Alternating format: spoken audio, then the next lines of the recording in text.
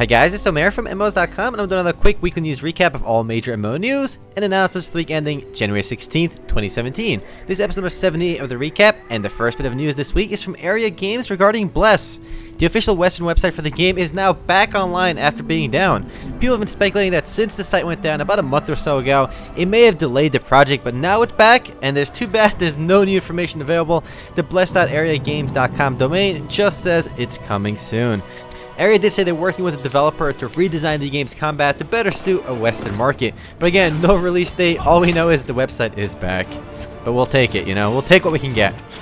Up next, a bit of news for Atlas Reactor. The game originally was designed to be a free-to-play game and planned to be a free-to-play game, but by the time launch rolled around, they decided to go buy-to-play. And as a buy-to-play game, it wasn't super successful, and they just re-switched to a free-to-play model starting tomorrow on January 17th. So Atlas Reactor could not make up its mind, but it is now back to free-to-play as of tomorrow. So if you haven't played it yet, I say it's worth checking out. And I do believe I called that Atlas Reactor would go back to free-to-play sometime, so I'm going to give myself a pat on the back for that one.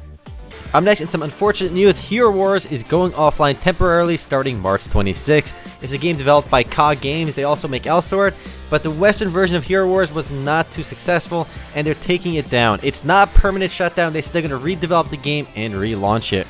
It is worth noting the Western version of the game was different than the Korean one. The developer actually pointed out like 30 pages worth of difference between the global and Korean versions of the game, and I guess they couldn't implement all those changes while the game was live. At least that is the official story. It's interesting that they said it wasn't shutting down for good, so it may come back in the future. No word on exactly when that will be. But for now, rest in pepperoni, HeroWarz. Up next, a bit of news for Revelation Online. I feel like no news recap video would be complete without Revelation Online news. This time, the game's closed beta 3 is set to begin on January 19th, which is in like 3 days. The new round of closed beta testing will increase the game's level cap from 49 to 69. Wait. It'll include 3 new dungeons, 3 new missions, a bunch of new maps, and a bunch of other goodies. Hopefully, this will be the last round of closed beta testing, because I'm looking forward to an open beta finally. It's just that when you play a closed beta, you gotta look forward to the wipe at the end. Hopefully, this will be the last closed beta, but we don't know that just yet. And almost forgot, they did talk about some PvP stuff coming to the game as well, including 3v3 ranked matches, death matches, faction wars, territory wars, and a bunch of other fun PvP stuff, which will all be coming in closed beta 3 on January 19th. Up next, a bit of news from Pathfinder Online from Goblinworks. Remember that game? It was being developed a while ago, and they laid off most of their staff, and it's been operating with a skeleton crew, but they promised work would continue on the game slowly. An update for it is coming out in February. Unfortunately, the full game itself is still a long way away. The company's CEO is looking to partner with a bigger company to help them develop the game. But as is, there's nothing concrete. The game is probably still dead in water, but it was worth throwing a mention out there because they said they were looking for a partner, and who knows, they may find one. Moving along in some more positive news, Shards Online Alpha is now officially live. New features with this Alpha update include a guild and party system, a criminal system, the Catacombs dungeon, a UI overhaul, a mini-map, player-run merchants, and a whole lot more. It is a big update for the game, and it is slowly marching towards a release. If you want to know more about Shards Online, we actually plan on doing a Grindfest Friday video for Shards sometime soon, so keep your eye out for that one. But the gist of Shards is that it's inspired by some of the people that made Ultima Online, so it'll show some resemblances to the classic Ultima Online.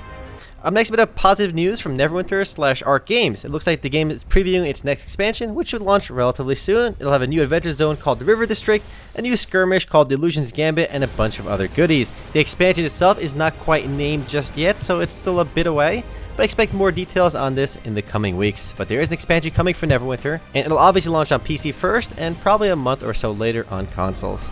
Next up, a bit of news from NCSoft regarding Blade & Soul. The game is celebrating its first anniversary in the West with a festival. Hard to believe it's been a year since Blade & Soul came out in the West, but it has. And normally we don't find events newsworthy, but this time around they are releasing an update with it as well. Weapon skins will be removable, so you can strip them from a weapon and reapply them on another. A much needed change, and it's quite a nice one. But if you've never played Blade & Soul yet, I strongly recommend. I had a lot of fun with Blade & Soul. I'll probably go back to it as well. Next up, a bit of news for Tera, and we are moving fast this week. I am actually drinking coffee as I'm making this video. People make a joke about that all the time, but I'm actually doing it this time. This time around, Tera gets a new dungeon called the Broken Prison, which is a level 65 dungeon for 5 players. Also including the update are a few other small changes, and they actually changed the Kumas Royale Battlegrounds, which, if you don't remember, is the battlegrounds with the giant babies that you can use to level pretty quickly. Next up, something we announced a while ago, Soulworker is launching in Korea on January 18th, so it'll be officially live on the Korean service in 2 days. This was always a bit odd because Soulworker was available in Japan for a while, well before it even launched in South Korea, in its home market. Hopefully the Korean launch signifies that the game is moving towards a Western release eventually, because keep in mind, Gameforge has the license for North America and Europe. So now with the Korean launch, hopefully the next launch should be the Western one through Gameforge, hopefully by the end of the year, but again, nothing has been announced. All we know is the Korean one is finally happening. And speaking of Korean launches, we have Flyff Legacy finally launching officially in South Korea. It's the mobile version of Flyff. In fact, there was an English beta for the game, I believe sometime last year, and it was supposed to launch globally by the end of 2016, but that didn't happen. But now that we see the Korean version is launching, hopefully the global version follows shortly afterwards. It's based on Fly for Fun, and it actually looks interesting because it features an open world, flying, dungeons, arena PvP, and more. It has 4 starting classes: the Acrobat, Assist, Magician, and Mercenary. Assist, I still maintain, is the funniest name for a class. It's literally called Assist. They couldn't even name it like Cleric or Priest or something. They named it Assist, and this has been an ongoing thing in Fly for Fun, which is good stuff, good stuff. The good news here is, though, again, this one will probably come out in English sometime because they held a beta in the West already. I'm looking forward to it. Moving right along, a bit of unfortunate news for Darken Light. The game will not be launching on Steam Early Access this month. It was originally supposed to launch in Early Access by the end of 2016, and that never happened. And it's not going to happen in January of 2017 either. Hopefully it'll come next month, because all they said was it won't be this month. If you don't remember what Darken Light was, it's a buy-to-play survival game from Snail Games, and it looks really pretty, but we'll learn more about it when we can actually play it, hopefully next month. And speaking of survival games, we have a bit of news for Conan Exiles. The game will have full mod support on PC as well as player-hosted servers, which should be great for PC enthusiasts, because I think some of the fun stuff in these survival games is all the custom content and custom servers that players can create. That mod support will be available since the start of Early Access, and you can start doing it right away with a custom Unreal Engine editor. And for those looking for a more traditional experience, there will be official Funcom hosted official servers as well. Curious to see how Conan Exiles will do in a world of Rust, Ark, and Light and Dark, and all these other survival games. We'll see. Next up, another Korean mobile game I forgot to mention, Dungeon Fighter Spirit officially went live in South Korea after 3 months of closed beta testing. And even though there's no English release for the game announced, these mobile games can typically be played quite easily. You can play it using QApp, so if you're curious about that, check it out. I plan on doing a first look video for it eventually too, because it's Dungeon Fighter Online and it's a huge franchise. Next up, huge news for Black Desert Online. The game's Margoria expansion is set to go live on January 25th, and it could be the game's biggest expansion to date. It'll introduce a massive new undersea area that players can explore and search for treasure. There'll be a new harbor that connects to an entirely new territory, and much more. Namely 100 new quests, guild vs. guild naval combat, a new ship construction system, and more. It's a massive update, and it's going live on January 25th. Next up, another game went live in South Korea. This time it's called Lost Tale, and was interesting because this game looks almost exactly like Tree of Savior.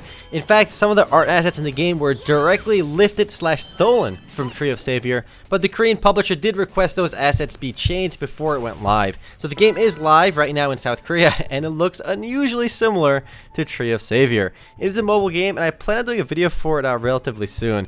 It's just ridiculous how close to Tree of Savior this game looks. And if you want to play it, you can play the Chinese version using QApp, and QApp is awesome because it lets you download these games super easily on mobile. I expect the first look video for this one relatively soon. The next and last bit of news this week comes from PlayerUnknowns Battleground. It's a game being developed by Bluehole Studios, the company best known for developing Tera. The news is that the game's second round of alpha testing has come to an end, and the game's first round of closed beta testing is set to begin sometime in February. If you've never heard of the game, you're probably not alone, but it's basically a Battle Royale style game. It's jumping on that Battle Royale bandwagon. It's a game I've never played, but because it's made by Bluehole, the guys behind Tera, I'll probably check it out when it actually launches, at least in the closed beta, sometime in February. And the video seeing in the background is the official Alpha 2 recap and video. Anyway guys, that's it for MMO news this week. I'll see you guys tomorrow on the podcast. Later guys.